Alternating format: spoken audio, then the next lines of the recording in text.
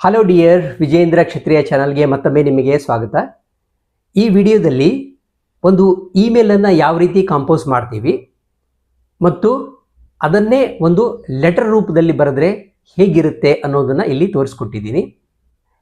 ಇದರಲ್ಲಿ ಒಂದು ಕಂಪನಿಯಿಂದ ಯಾವುದಾದ್ರೂ ವಸ್ತುಗಳನ್ನು ನಾವು ತರಿಸ್ಕೋಬೇಕಂದ್ರೆ ಆರ್ಡರ್ ಮಾಡುವಾಗ ಯಾವ ರೀತಿ ಇಮೇಲನ್ನು ಕಂಪೋಸ್ ಮಾಡ್ತೀವಿ ಅನ್ನೋದನ್ನು ತೋರಿಸ್ಕೊಟ್ಟಿದ್ದೀನಿ. ಇದು ನಿಮ್ಮ ಎಕ್ಸಾಮಿನೇಷನ್ಗೆ ಡೆಫಿನೆಟ್ಲಿ ಹೆಲ್ಪ್ ಆಗುತ್ತೆ ಅಂತ ನನ್ನ ಭಾವನೆ. ಅಂದ ಹಾಗೆ ಇಂಗ್ಲೀಷ್ ನಿಮಗೆ ಚೆನ್ನಾಗಿ ಬರಲ್ಲ ಅಂತ ಅನ್ನಿಸ್ತಿದ್ರೆ, ಬುನಾದಿಯಿಂದ ಕಲ್ತ್ಬಿಡೋಣ ಅಂತ ನೀವು ಅಂದ್ಕೊಳ್ತಿದ್ರೆ, ಈ ಚಾನಲ್ ಓಪನ್ ಮಾಡಿ ಪ್ಲೇಲಿಸ್ಟ್ಸ್ಗೆ ಹೋಗಿ ಇಂಗ್ಲೀಷ್ ಬೇಸಿಕ್ಸ್ ಅಂತ ಇದೆ, ಅದನ್ನು ಆಯ್ಕೆ ಮಾಡಿಕೊಂಡು ಅಲ್ಲಿ ಬರುವ ವಿಡಿಯೋಗಳನ್ನು ಸಾಲಾಗಿ ನೋಡ್ತಾ ಹೋಗಿ ತುಂಬ ಚೆನ್ನಾಗಿ ಕಲಿತೀರಾ. Write or compose an email to a company ordering for some medicines. ನೀವು ಒಂದು ಮೇಲನ್ನು ಕಳಿಸ್ಬೇಕಾದಾಗ ನಿಮ್ಮ ಜಿಮೇಲ್ ಅಕೌಂಟನ್ನು ಓಪನ್ ಮಾಡ್ತೀರಾ. ಅಲ್ಲಿ ಕಾಂಪೋಸ್ ಅಂತ ಕಾಣುತ್ತೆ. ಅದರ ಮೇಲೆ ಒತ್ತಿದ್ರೆ ಈ ರೀತಿಯ ಪೇಜ್ ಒಂದು ಓಪನ್ ಆಗುತ್ತೆ.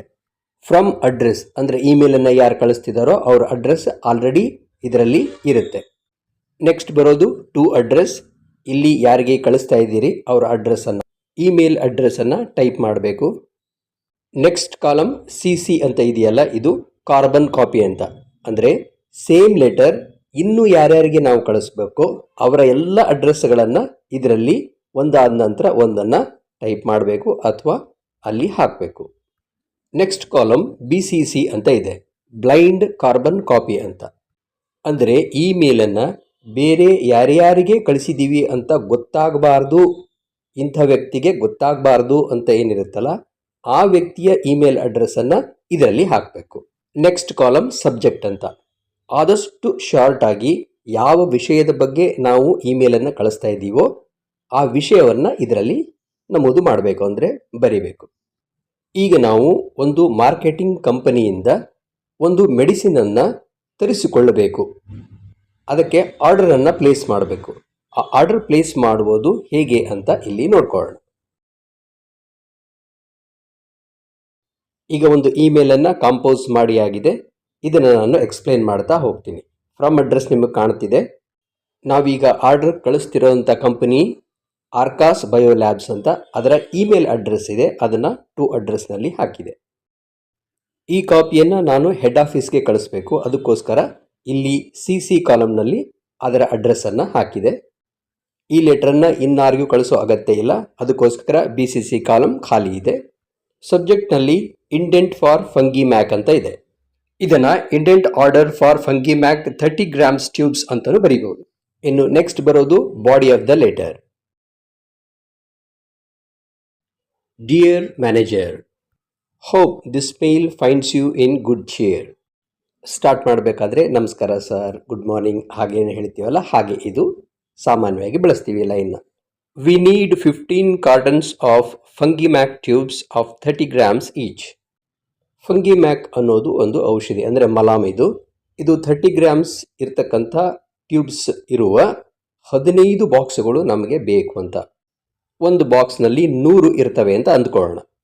ಅದು ಸ್ಟ್ಯಾಂಡರ್ಡ್ ಇರೋದ್ರಿಂದ ನಾವು ಕೇವಲ ಎಷ್ಟು ಬಾಕ್ಸ್ಗಳು ಬೇಕು ಅಂತ ಕೊಡ್ತಾ ಇದ್ದೀವಿ ಇಲ್ಲಿ. Payment will be made on receipt of the consignment through bank transfer. ಇಲ್ಲಿ ಪೇಮೆಂಟನ್ನು ಹೇಗೆ ಮಾಡ್ತೀವಿ ಅಂತ ಹೇಳಿದ್ವಿ. Kindly dispatch the consignment through VRL logistics as early as possible.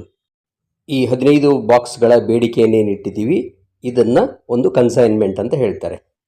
ಇದನ್ನು ನೀವು VRL ಲಾಜಿಸ್ಟಿಕ್ಸ್ ಮುಖಾಂತರ ಎಷ್ಟು ಬೇಗ ಸಾಧ್ಯವೋ ಅಷ್ಟು ಬೇಗ ಕಳಿಸ್ಕೊಡಿ ಅಂತ ಹೇಳಿದ್ದೀವಿ. ಈಗ ಪ್ರೀ ಕ್ಲೋಸಿಂಗ್ನಲ್ಲಿ ವಾರ್ಮ್ ರಿಗಾರ್ಡ್ಸ್ ಅಂತ ಸಾಮಾನ್ಯವಾಗಿ ತಿಳಿಸ್ತೀವಿ. ಅದಾದ ನಂತರ ಯುವರ್ಸ್ ಸಿನ್ಸಿಯರ್ಲಿ.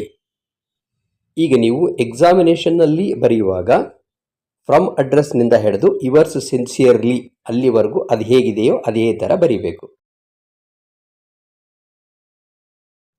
ಇದೇ ವಿಷಯ ರೈಟ್ ಎ ಲೆಟರ್ ಅಂತಿದ್ರೆ ಟಾಪ್ನಲ್ಲಿ ಫ್ರಮ್ ಅಡ್ರೆಸ್ಸನ್ನು ಸಂಪೂರ್ಣ ಪೋಸ್ಟಲ್ ಅಡ್ರೆಸ್ ಬರೀಬೇಕು. ಅದಾದಮೇಲೆ ಡೇಟ್ ಬರೀಬೇಕು.